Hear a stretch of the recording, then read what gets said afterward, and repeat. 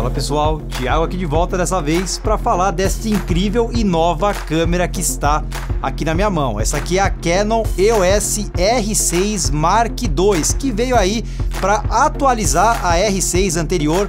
Ela inclusive ficou na faixa de preço da R6, a R6 caiu de valor e veio com algumas features aí, algumas características para resolver alguns probleminhas da R6 e que pode resolver o seu problema. E eu tô aqui para falar falar um pouquinho dessa câmera, fazer um review para esclarecer algumas dúvidas para você, caso você estiver pensando em trocar ou ter a sua primeira mirrorless full frame da Canon. Antes de começar, eu quero agradecer a Loja dos Marios, que é uma parceirona do canal, disponibilizou aqui a R6 Mark II super rápido para eu poder realizar esses testes, fazer esse vídeo review para vocês. Eles são uma revenda oficial da Canon, vende câmeras Canon, lentes Canon, tem bom preço, tem atendimento super bom. Eu vou deixar o link na descrição, vocês vão gostar. Bom, eu começo dizendo aqui que essa R6 Mark II ela ainda é muito parecida com a R6, tá? Eu diria que é uma atualização, faz jus ter o mesmo nome aí como sendo Mark II, quer dizer, ela resolve alguns problemas para algumas pessoas, né? E para quem não tem alguns tipos de problema que tinha, não vai fazer talvez tanta diferença. Vou falar aqui, vou me atentar, vou manter, né, focado na parte do vídeo, que é onde eu sempre foco os meus conteúdos, não sou de ficar falando de fotografia. Mas a R6 Mark II aqui, ela tem um sensor que vai te proporcionar 24.2 megapixels contra 20, né, da anterior da R6. A Mark II com essa quantidade aí de megapixels, ela consegue gerar uma imagem em 6K, porém ela não vai fazer essa gravação em 6K interna no cartão de memória. Se você quiser usufruir aí um 6K RAW, você vai ter que usar a saída micro HDMI e ter um gravador externo que seja capaz de realizar essa gravação. Eu não tenho nenhum gravador externo aqui, não testei essa qualidade de imagem, eu vou me atentar ao que é possível fazer com ela somente com o cartão SD que você vai colocar interno, com as gravações interna dela. Sendo breve aqui na parte de acabamento, construção, isso aqui, né, padrão Canon de qualidade, ergonomia, ela se encaixa super bem na mão, né? Quem tem ou já teve alguma câmera Canon, alguma mirrorless, alguma DSLR, sabe o quanto elas são perfeitas aí nessa parte de ergonomia, nessa parte de você pegar, tirar fotos, botões nos seus devidos lugares, né? Menu super interativo, tela touch aí que funciona super bem. O menu da Canon é um dos menus mais agradáveis que tem de você mexer, fácil de você mexer, um dia inteiro ali navegando por ele você já consegue aí entender basicamente como é que funciona tudo, você não vai ter problema em relação a isso. Mudança significativa nessa parte para R6, eu diria que agora nós temos um botão aqui dedicado para você mudar diretamente, né, através de um botão físico, a parte de vídeo para fotografia. Isso aqui é muito bem-vindo, né? Evita que você entre em menu para ficar fazendo algumas alterações. Você tem uma chavinha seletora então. Algumas pessoas confundindo essa chavinha seletora com ligar e desligar, acaba fazendo isso achando que está desligando a câmera, mas enfim, é super bem-vindo isso aqui, a Canon tá de parabéns de ter introduzido essa chavinha. Essa R6 Mark II, ela tem um sensor full frame que vai ser capaz de te entregar uma imagem em 4K em até 60 FPS. A compressão aí é IPB, ela não vai ter o intraframe, né, o WAW-I. Tem o IPB e o IPB Lite. Em 24 frames por segundo ou 30 FPS, né, em 4K, você vai ter aí um oversample de 6K. A imagem é muito nítida, uma imagem aí realmente bonita. Fiz alguns testes aí para mostrar para vocês, inclusive filmei aí com óticas na frente da lente, né? Quer dizer, com filtro ND, com mist, né? O efeito mist, o efeito Pro Mist.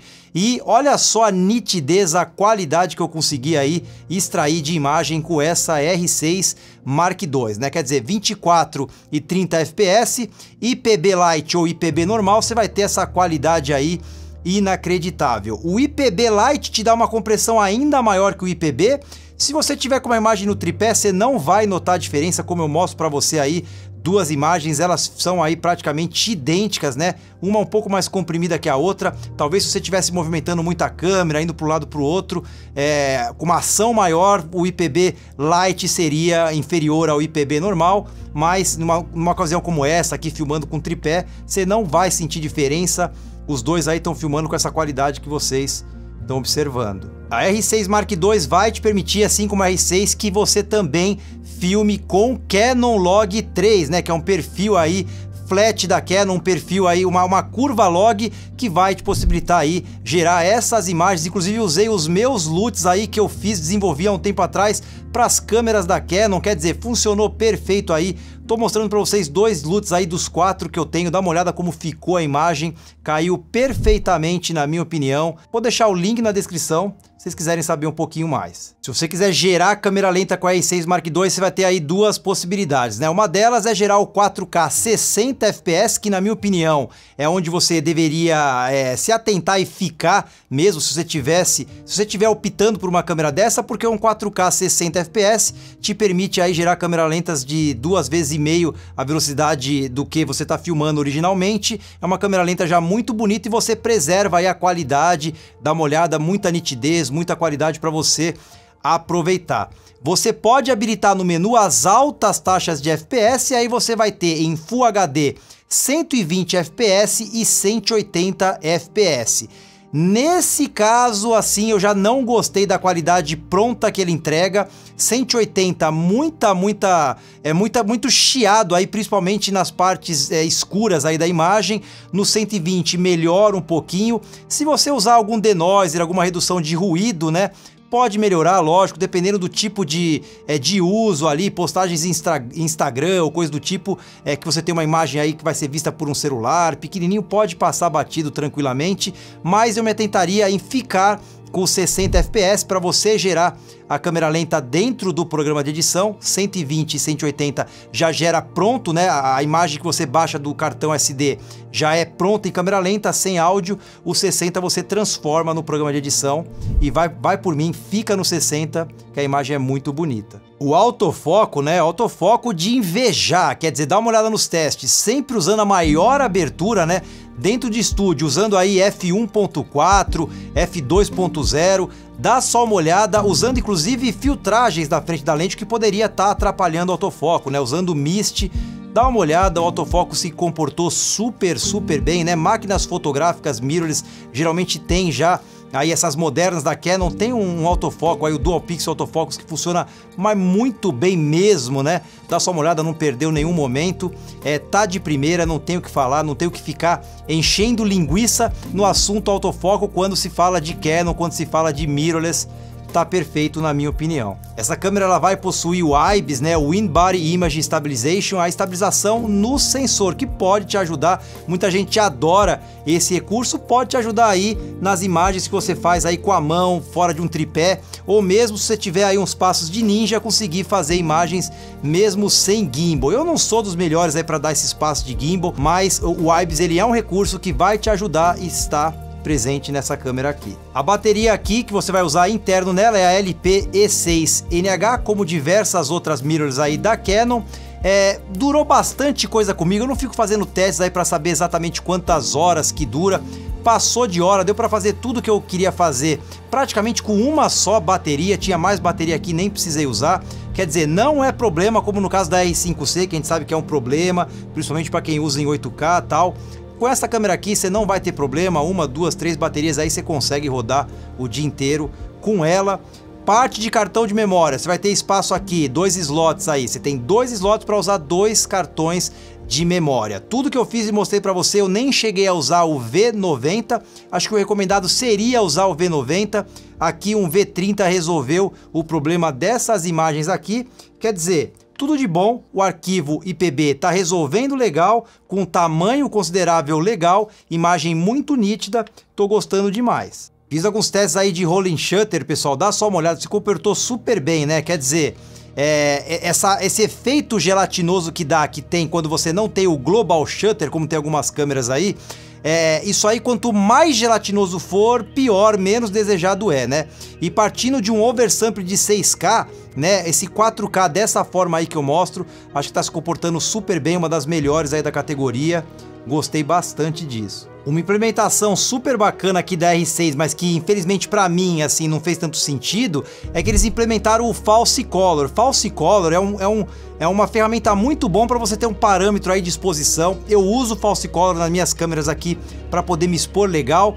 E infelizmente você não consegue habilitar o False Color da R6 Mark II se você estiver usando o Canon Log 3, por exemplo. E eu sempre vou filmar com o que tem de melhor, que é o Canon Log 3. Então existe mais suficiente que se você estiver usando o melhor da capacidade da sua câmera, você não vai poder usar o False Color. Pessoal, um dos pontos mais importantes da R6 Mark II, na minha opinião, né, foram exatamente algumas atualizações e umas mudanças em relação à anterior. Agora ela não tem limite de tempo de gravação, quer dizer, você não vai precisar apertar o REC de meia em meia hora, né? Você pode, por exemplo, gravar um podcast aí completo, se você estiver usando câmeras como essa aqui, e você vai ter o seu podcast inteiro gravado sem ter problema de parar com 30 minutos. Isso aqui é um exemplo que eu tô dando e que, por exemplo, para mim, que eu faço gravações de podcast agora, é uma câmera que ela passa a ser válida como não era a R6 anterior. Outra coisa é que ninguém tá tendo relato de overheating, né? Ninguém tá tendo relato de superaquecimento em 4K 24 e 30 FPS. No 4K 60, né, se você ficar filmando por muito tempo, algumas pessoas tiveram aí relatos de overheating em 4K 60. Eu não fico fazendo esse tipo de teste, né? Meu negócio é chegar na qualidade máxima aí das câmeras, eu não me importo com isso. Mas é que fique dado o recado aqui, não tá tendo problema nenhum de superaquecimento, e antes você tinha ali o aviso de superaquecimento na R6, que era problema para muita gente, né? Isso foi, na minha opinião, uma das maiores atualizações na R6 Mark II, todo mundo adorou isso aqui, porque passa a transformar ela numa híbrida mais assim, utilizável em diversas situações e passa a não ser mais um empecilho em alguns tipos de situações. Vale ressaltar aqui que a R6 agora caindo o preço para $2.099 se torna uma baita de uma câmera, principalmente se a pessoa ela não tinha problemas, né? Ou se o perfil dela não é de filmar sem ter opção e não fica o tempo inteiro gravando coisas prolongadas que poderia acusar o 4K ali, o overheat. Quem grava pausadamente, quem faz coisas como eu já fazia, a R6 nunca foi um problema para mim, pro meu tipo de workflow, pro meu tipo de trabalho, né? Então, cair o preço para $2.099 pode ser uma baita solução para quem tem esse perfil aí de fazer vídeos mais pausados e não ter aquele que nunca teve problema com overheat ou não vai ou ficar filmando nesses períodos longos de tempo não é o caso. Então passa a ficar muito mais interessante porque caiu bastante o valor.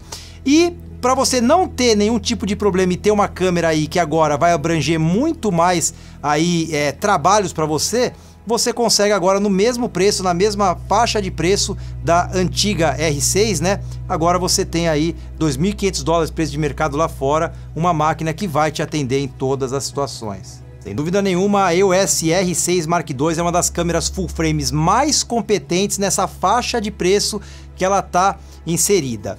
A Canon tem diversas câmeras aí, diversos lançamentos que tivemos no ano passado, ela ficou super completa nessa linha mirrorless aí, desde o iniciante ali, aquela pessoa que está começando, até o avançado, o profissional. Sem dúvida nenhuma, você pode encontrar uma feita para você.